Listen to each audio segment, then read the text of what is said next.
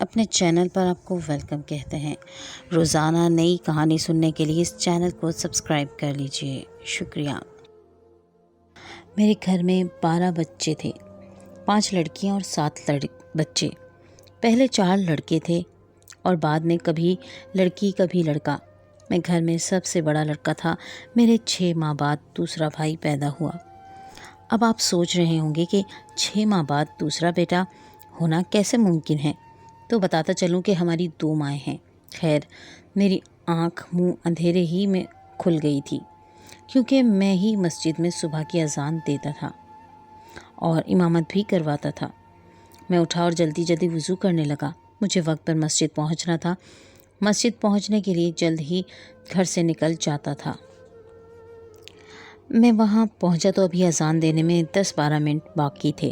میں بیٹھ کر اللہ کا ذکر کرنے لگا۔ کچھ دیر کے بعد میں نے اذان دی اور جماعت کروا کر فارغ ہوا تو گھر واپسی کی راہ لی، مگر سچ پوچھی تو اس وقت گھر جانے کا دل نہیں کر رہا تھا۔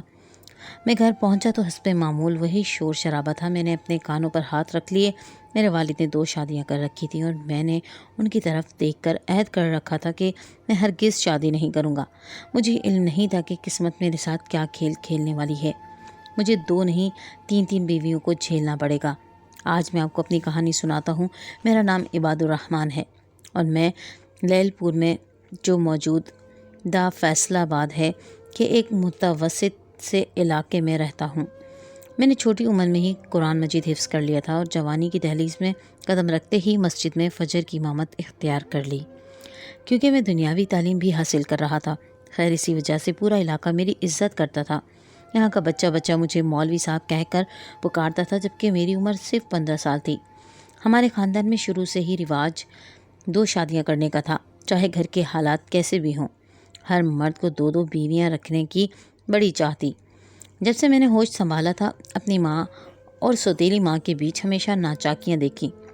روز ان کی چھوٹی چھوٹی باتوں پر لڑائیاں ہوتی اور ابا تو وہاں سے فوراً اٹھ کر چلا جاتا، لیکن ہم بچوں کو وہ سب سننا اور برداشت کرنا پڑتا۔ اسی لیے مجھے شادی بلکہ دوسری شادی سے بہت چڑ تھی۔ میں 16 سال کا ہوا تو ابا نے اپنی مرضی سے میرا رشتہ اپنی بھانجی کے ساتھ طے کر دیا۔ میں نے اپنے والد کے سامنے سر تسلیم خم کر دیا اور خاموشی سے نکاح کر لیا۔ حالانکہ میری بیوی سبین بس قبول صورت تھی۔ شادی کے 3 ماہ بعد میرا میٹرک کا نتیجہ گیا اور ریاضی کے حساب سے تو میں ویسے ہی بہت ذہین تھا، کیونکہ یہ شروع سے میرا پسندیدہ مضمون رہا ہے۔ مگر اب میری ضلع بھر میں پوزیشن تھی۔ میں بہت خوش تھا۔ سب علاقے والے بھی ہماری اس خوشی میں شریک تھے۔ میں اپنی بیوی سے بھی خوش ہو گیا۔ میں ہمیشہ اس کا خیال رکھتا، وہ میری ہر خدمت بجا لاتی۔ میں اپنی زندگی سے خوش تھا۔ میری شادی کو 1.5 سال ہونے کو آیا تھا۔ ہماری کوئی اولاد نہیں تھی، لیکن اب تک میں نے اسے اللہ کی رضا سمجھ کر سبین کو بھی سمجھا دیا کہ فی الحال لوگوں کی باتوں سے پریشان نہ ہونا۔ ابھی صرف تھوڑا ہی عرصہ ہوا ہے۔ میں جانتا تھا کہ میرے گاؤں والے میری معصوم دیوی کو تانے دیں گے، اور تو اور میرے اپنے گھر میں میری 2 مائیں جو بیٹھی تھیں وہ کیا کسی سے کم تھیں؟ خیر، اسی طرح دن گزر رہے تھے۔ مجھے ایک دن کچھ علاقے کے لوگوں نے پیشکش کی کہ میں ان کے گھر آ کر ان کی بچیوں کو ریاضی پڑھایا کروں، کیونکہ وہ بچیاں ریاضی میں بہت کمزور تھیں مگر فیل نہیں ہونا چاہتی تھیں اور کسی کے گھر میں نہیں جا سکتی تھیں۔ انہوں نے مجھے معقول معاوضہ پیش کیا۔ میں نے یہ پیشکش قبول کر لی اور انہیں پڑھانے ان کے گھر جانے لگا۔ اب لڑکیاں ایک ہی گھر میں آ کر میرا انتظار کرتی ہیں، ان میں ایک ہی جگہ سب کو سبق پڑھا دیا کرتا۔ اس بات سے مجھے آسانی ہو گئی تھی اور ایک ایک کر کے سب کے گھر بھی نہیں جانا چاہتا تھا۔ ان کے والدین بہت خوش تھے۔ ویسے بھی میری شرافت پورے علاقے میں مشہور تھی۔ میں ہمیشہ سر جھکائے ان کا کام دیکھتا اور پڑھاتا، کبھی نظریں اٹھا کر کسی کی طرف نہیں دیکھا۔ ابھی چند ماہ ہی ہوئے تھے کہ مجھے احساس ہونے لگا کہ ایک لڑکی ہر وقت مجھے چوری چھپے عجیب نگاہوں سے دیکھتی ہے۔ کبھی مجھے یہ اپنا ہوم ورک لگتا، کبھی مجھے یہ اپنا وہم لگتا، مگر آخر کار ایک دن میں نے اس کی طرف دیکھا تو وہ واقعی مجھے دیکھے جا رہی تھی۔ میرے دیکھنے پر وہ مسکرا دی۔ میں نے جلدی سے اپنی نظریں جھکا لی اور میرا دل زور زور سے دھڑکنے لگا۔ میرے ماتھے پر پسینہ آنے لگا۔ میں نے جلدی سے اپنا پسینہ صاف کیا اور بچیوں سے کہا، میری طبیعت ٹھیک نہیں ہے، میں جا رہا ہوں۔ جانے کیوں میرا پورا جسم کانپ رہا تھا۔ آج تک میں نے کسی کو ایسی نظر سے نہیں دیکھا تھا، نہ میں نے کسی کو اس طرح اپنی طرف دیکھتے پایا تھا۔ حالانکہ میں شادی شدہ تھا، مگر نہ جانے کیوں مجھے ایک عجیب سے احساس نے گھیرا تھا۔ وہ لڑکی بلا کی حسین تھی، اور اس کا مسکرانا میں یہ سوچ کر ہی حیرت زدہ رہ گیا۔ میں نے جلدی سے وضو کیا اور نفل ادا کرنے لگا تاکہ شیطان کا یہ وار کامیاب نہ جا سکے۔ میں کافی دن سے لڑکیوں کو پڑھانے بھی نہیں گیا تھا۔ میرا ضمیر مجھے ملامت کر رہا تھا کہ میں نے کیوں ایک استاد ہوتے ہوئے اس پر ایسی نظر ڈالی، لیکن سچ پوچھیے میرا کوئی غلط ارادہ نہیں تھا۔ وہ لڑکی مجھے خود ہی دیکھ رہی تھی، تبھی میں اس کی طرف متوجہ ہوا۔ خیر ایک دن ان کے گھر سے آدمی آیا اور کہنے لگا کہ میں انہیں پڑھانے کیوں نہیں آ رہا۔ بچیوں کا حرج ہو رہا ہے، امتحانات میں چند دن باقی تھے۔ مجبوراً مجھے جانا پڑا، لیکن دل میں پکا فیصلہ کیا کہ اب کسی طرف نہیں دیکھوں گا۔ لیکن آج بھی وہی لڑکی مجھے مسلسل گھورے جا رہی تھی۔ میں محسوس کر رہا تھا، لیکن میں اپنے دل میں ثابت قدم رہا اور اپنے ارادے پر قائم رہا۔ روز ہی وہ لڑکی مجھ سے بات کرنے کی کوشش کرتی اور میں بلا وجہ اسے ڈانٹ دیتا۔ میں نے ایک دن سب لڑکیوں کو اچھے سے سمجھایا کہ کسی کی آواز آئی یا مجھے کوئی ادھر ادھر دیکھتا ہوا نظر آیا تو میں آپ کے والد سے شکایت کروں گا۔ میں یہاں ریاضی کا سبق دینے آتا ہوں اور تم لوگ ایک ہو کے خرافات کے پیچھے پڑے ہو۔ کچھ لڑکیاں ہکا بکا ہو گئیں اور کہنے لگیں کہ استاد جی ہم نے تو کچھ بھی نہیں کیا، لیکن میں جسے سمجھانا چاہتا تھا وہ اب بھی مسکرا رہی تھی۔ میں ایک جھٹکے سے اٹھا اور سب لڑکیوں کو آخری بار کہتا ہوا چلا گیا کہ اب مزید آگے تک جو مجھ سے ریاضی پڑھنا چاہتا ہے وہ اپنے باپ یا بھائی کے ساتھ بیٹھا کرے۔ مجھے رہ رہ کر خوف آ رہا تھا کہ یہ لڑکی مجھ سے چاہتی کیا ہے۔ کسی کو علم ہوا تو میری عزت کا جنازہ نکل جائے گا۔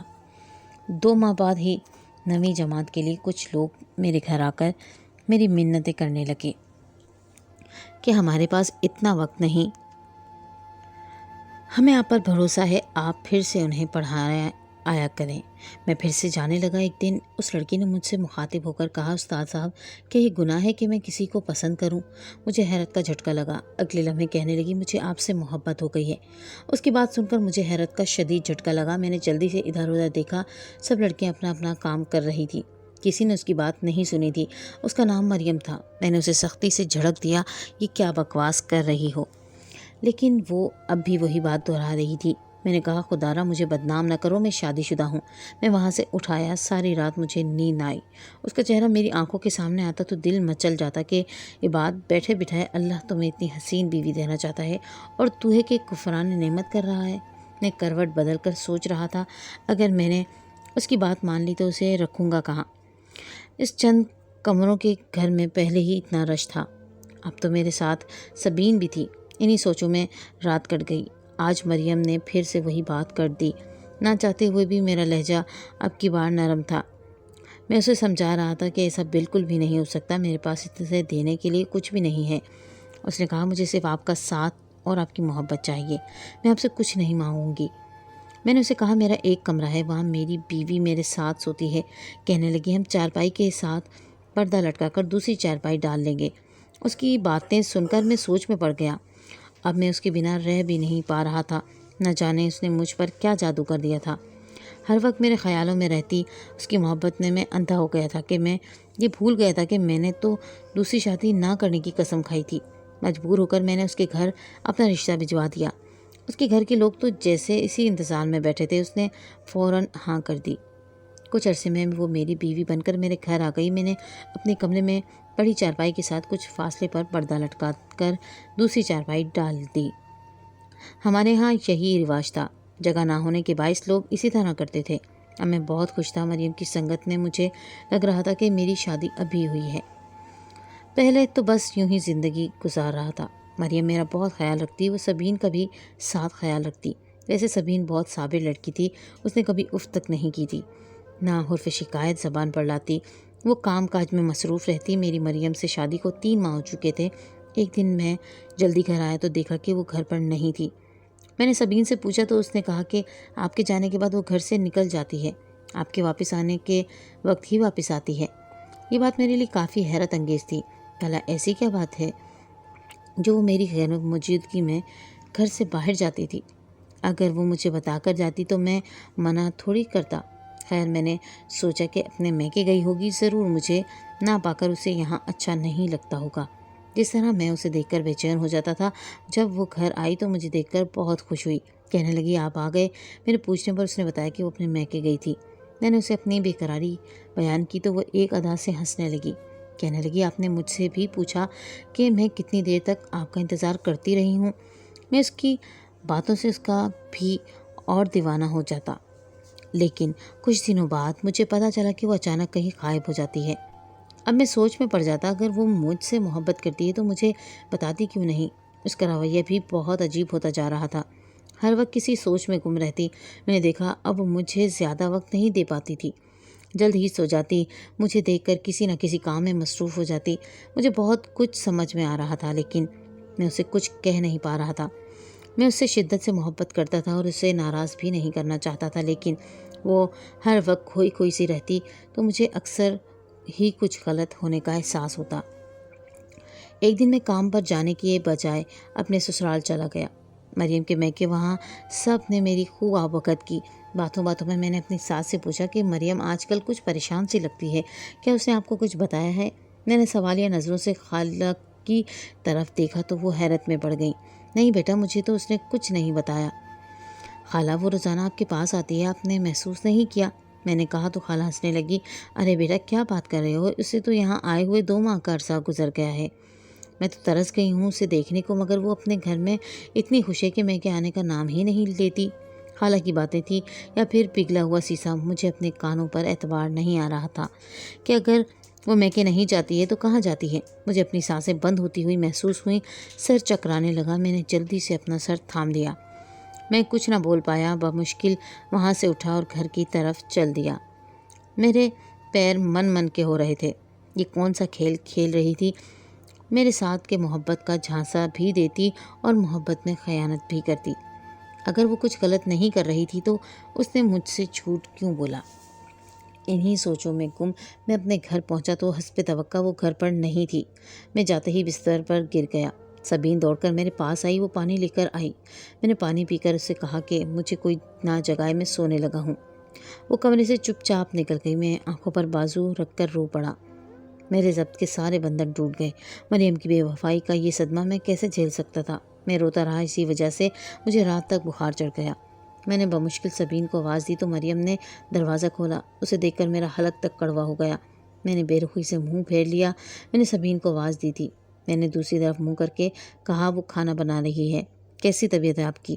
وہ میرے قریب آئی تو میں نے اس کا ہاتھ پرے کیا۔ تمہیں میری فکر کرنے کی کوئی ضرورت نہیں، تم کو جن کی فکر ہے وہیں جایا کرو۔ میری بات پر اس نے اپنے کان پکڑ لیے۔ معاف کر دینا، اب نہیں جاؤں گی اماں کے پاس جب تک آپ خود اجازت نہ دیں گے۔ وہ مسکرا کر بولی تو میں اس کے جھوٹ بولنے پر حیران رہ گیا، مگر میں خاموش ہو گیا۔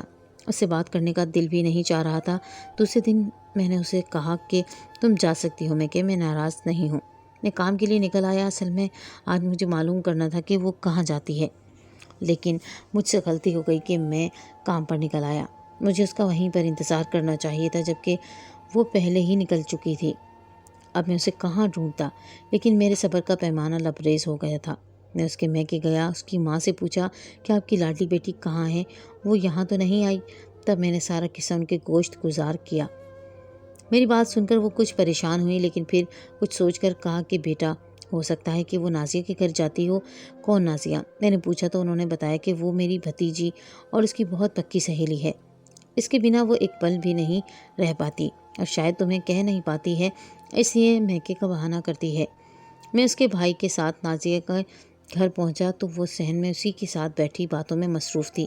مجھے دیکھ کر اس کا رنگ فک ہو گیا، جلدی سے وہاں سے اٹھی اور میرے پیچھے چل دی۔ گھر پہنچ کر میں نے اس سے پوچھا کہ یہ کیا چکر ہے، مجھے اندھیرے میں کیوں رکھا؟ اب وہ میرے قدموں میں گر گئی، رونے لگی۔ میں نے اسے ٹھوکر ماری، غم و غصے سے میری حالت خیر ہو گئی۔ آخر ایسی کیا وجہ تھی کہ وہ اپنی سہیلی سے مل کر آ رہی تھی، تو اس میں چھپانے کی کیا ضرورت تھی؟ مریم نے مجھے کہا، میں آپ کو سب سچ بتاتی ہوں، آپ مجھ سے ناراض نہ ہوں۔ اس کے بعد اس نے جو بتایا وہ سن کر میرے سر پر جیسے آسمان آ گرا کہ بھلا ایک عورت ایسی بات کیسے کر سکتی ہے۔ مریم نے مجھے بتایا کہ نازیہ اس کے بچپن کی سہیلی تھی، وہ دونوں ایک دوسرے سے بے انتہا محبت کرتی تھیں۔ ان دونوں کی دوستی مثالی تھی، یہاں تک کہ وہ ایک دوسرے سے دور رہنے کا تصور بھی نہیں کر سکتی تھیں۔ ان دونوں نے فیصلہ کیا تھا کہ وہ دونوں ایک ہی آدمی سے شادی کریں گی۔ اس وقت تو بات آ ہی گئی ہو گئی۔ پھر مریم کو مجھ سے محبت ہو گئی اور ہماری شادی ہو گئی، لیکن وہ اس کے بنا نہیں رہ پا رہی تھی، اسی لیے وہ مجھے بنا بتائے اس کے پاس جانے لگی۔ لیکن تب وہ بہت پریشان ہوئی جب اسے علم ہوا کہ نازیہ کے لیے رشتے آ رہے ہیں۔ نازیہ نے صاف منع کر دیا کہ وہ کسی سے شادی نہیں کرے گی، مریم سے دور نہیں رہ سکتی۔ اب وہ روز روتی رہتی کہ مجھے مریم کے شوہر سے شادی کرنی ہے۔ مریم کو بھی اس بات پر کوئی اعتراض نہیں تھا، وہ اسے اپنا ساتھ رکھنا چاہتی تھی۔ نازیہ نے مجھے خودکشی کی دھمکی دی کہ اگر میں نے انکار کیا تو وہ خود کو مار ڈالے گی۔ عجیب مصیبت میں پھنس چکا تھا۔ کیسی بیوی تھی مریم جو خود پر سوتن لانا چاہتی تھی، لیکن مرتا کیا نہ کرتا مجھے نازیہ سے نکاح کرنا ہی پڑا، ورنہ میں 2 لوگوں کی موت کا ذمہ دار ہوتا۔ ویسے بھی مریم کے بنا میری زندگی ادھوری تھی۔ اب ہم نے بامشکل گھر میں مریم کے لیے جو کمرہ بنایا تھا اسی کمرے میں دوسرے فرد کی ویسے ہی جگہ بنائی۔ نازیہ ایک اچھی لڑکی تھی، خوش شکل اور ہنس مکھ، وہ بہت اچھے دل کی مالک تھی، مجھے اس سے کوئی شکایت نہیں تھی، مگر محبت بس مجھے مریم سے ہی تھی۔ وہ میرے سامنے سے ہٹتی تو مجھے چین نہ آتا۔ میں سخت حیرت میں تھا۔ میری 3 بیویاں تھیں مگر میرے گھر میں بہت امن امان تھا، تینوں ایک دوسرے سے بہت خوش تھیں، نہ کوئی لڑائی نہ کوئی کھچ کھچ۔ چند ماہ بعد علم ہوا کہ میں باپ بننے والا ہوں، اور جانتے ہیں کہ مجھے یہ خوشی کس بیوی نے دی؟ جی ہاں، تیسری بیوی نازیہ نے۔ میرے پیر تو زمین پر نہ ٹکے تھے۔ نازیہ کی خوشی بھی دگنی تھی۔ بظاہر تو مریم اور سبین بھی خوش دکھائی دیتی تھیں۔ وقت گزرتا گیا، وہ وقت بھی آ گیا جب مجھے اللہ نے چاند سی بیٹی اور بیٹے سے نوازا۔ میرے گھر میں جشن کا سما تھا۔ بچوں کی خوشی میں ابا نے صحن میں ایک اور کمرہ بنوا دیا تاکہ اس میں نازیہ اپنے بیٹے اور بیٹی کے ساتھ رہ سکے۔ اس دن میں نے دیکھا مریم کی آنکھوں میں کچھ عجیب سا تاثر تھا۔ میں نے اسے اپنے ساتھ لگا کر اسے پوچھا، تمہیں کیا ہوا ہے؟ اداس کیوں ہو؟ تب وہ ٹال گئی، لیکن مجھے اس کی آنکھوں میں حسد جلن صاف نظر آنے لگا۔ وہ نازیہ سے بیزار رہنے لگی۔ اسے اس بات سے حسد تھا کہ میں نے خاص طور پر نازیہ کو الگ کمرہ کیوں دیا ہے۔ میں نے اس سے بہت سمجھایا کہ وہ بچوں کے ساتھ اس کمرے میں کیسے رہ سکتی ہے، اور میں تم تینوں کے حقوق بھی پورے کرتا ہوں، لیکن اس کی جلن دن بدن بڑھتی چلی گئی۔ 1.5 سال بعد پھر سے نازیہ کا پاؤں بھاری ہو گیا۔ آج میں بہت خوش تھا۔ اس نے پھر مجھے خوشخبری سنائی تھی۔ میں نے جلدی سے یہ خبر مریم کو سنائی تو وہ آپے سے باہر ہو گئی کہ تم مجھے نہیں چاہتے، ہر وقت اسی کے ساتھ ہوتے ہو۔ میں حیرت میں تھا کہ وہ کیسی باتیں کر رہی تھی۔ میں نے اسے بہت سمجھایا، لیکن بات اب اس کے ہاتھوں سے نکل چکی تھی۔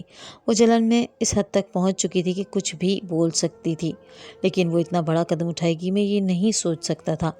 ایک رات پتہ نہیں کیسے اس نے نازیہ کو کھانے میں کیا ملا کر دیا، صبح تک نازیہ میت میں تبدیل ہو گئی۔ اس رات مریم کی باری تھی، میں نے اس کے ساتھ رہنا تھا۔ نازیہ نے کیسے تڑپ تڑپ کر جان دی ہوگی، مجھے تو یہ خبر بھی نہ ہو سکی۔ جب میں نے صبح اپنے بیٹے کے رونے کی آواز سنی تو وہاں کا منظر دیکھ کر میں بے ہوش ہوتے ہوتے بچا۔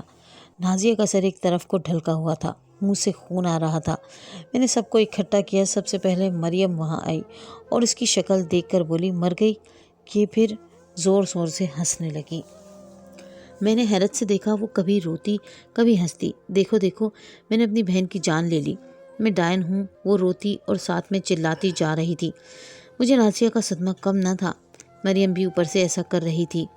مجھے لگا وہ صدمے سے پاگل ہو گئی ہے، لیکن سبین نے مجھے بتایا کہ اس نے اس رات مریم کو پانی میں کچھ ملاتے دیکھا تھا جس رات نازیہ کا انتقال ہوا، اور وہ پانی وہ نازیہ کے کمرے میں لے گئی تھی۔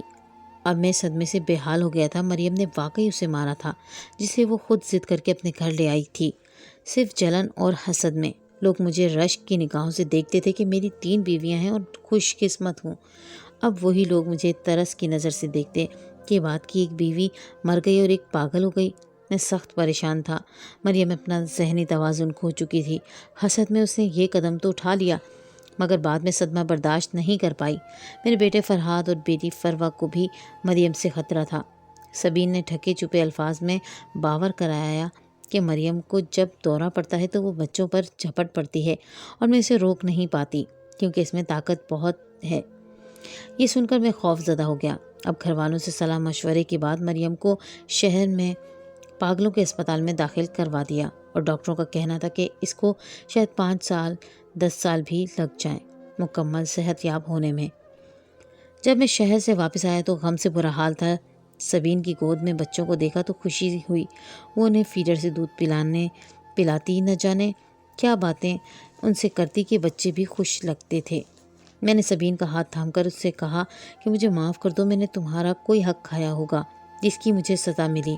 وہ پریشانی سے بولی، مجھے آپ سے کوئی شکایت نہیں، مجھے تو آپ نے اولاد سے نوازا، ورنہ میں تو بانجھ تھی۔ وہ فرحاد اور فروا کو چوم کر بولی۔ ممتا اس کے انگ انگ سے پھوٹ رہی تھی۔ ہاں سبین، آج سے یہ تمہارے بچے ہیں، میں نے مسکرا کر کہا تو وہ کھلکھلا کر ہنس پڑی۔ میں سوچ رہا تھا کہ سبین نے اتنا صبر کیا، آج اسے اس کے صبر کا صلہ ملا ہے۔ چند سالوں بعد سبین بھی ایک بیٹے کی ماں بن چکی تھی اور مریم بھی ٹھیک ہو کر لوٹ چکی تھی۔ نازیہ کے بچوں کو ہر دم سینے سے لگا کر رکھتی اور پچھتاتی رہتی، مگر اب چپ چپ سی الگ سی رہتی تھی، جبکہ میں خوش تھا کہ وہ ٹھیک ہو چکی تھی اور اپنی غلطی کا احساس بھی۔ اب شاید اللہ اس کو معاف کر دے۔ وہ بہت رو رو کر رب کے حضور سجدہ کرتی تھی۔